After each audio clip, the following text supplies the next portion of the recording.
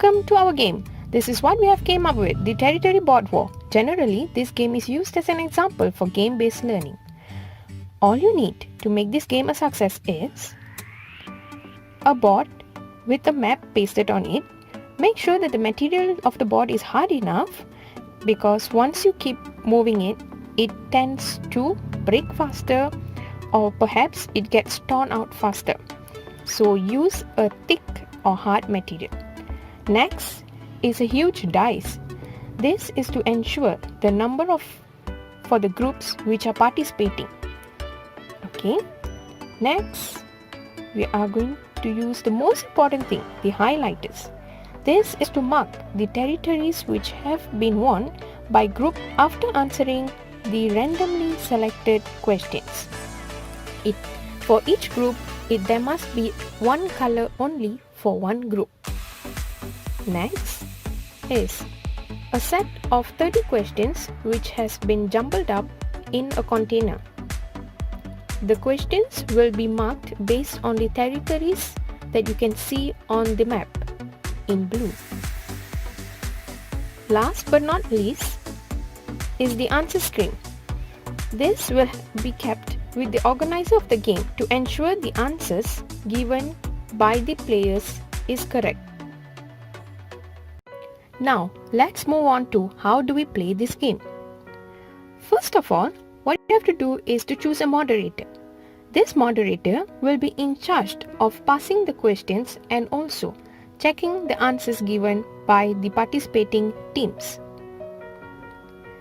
Secondly, use the huge dice that you have created to number the groups participating, as the games will move in a rotational mode. The group which gets the highest number will be the first to start the game, and it continues as follows. The number following for the teams will be based on the dice, which means the highest will be the first and the lowest will be the last. Moving forward to the game flow. So how do we actually play this game? The first group member now will pick a question from the jumbled up container full with questions. For example, the first question is, the Chippat number system was initiated by which civilization? So now the group will answer the question, and if the answer is correct, there is a number written at the bottom of the question piece. So the member will now shade the region based on which question they have answered. So if it's written number 6, they will shade the region of number 6. So now this region has become their territory. If the question is left unanswered, then the following group will take chance to answer them. This will be done based on the rotational numbers that has been decided from the dice.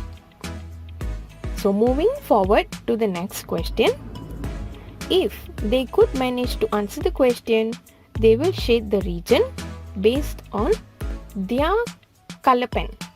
Remember that each group has one highlighter.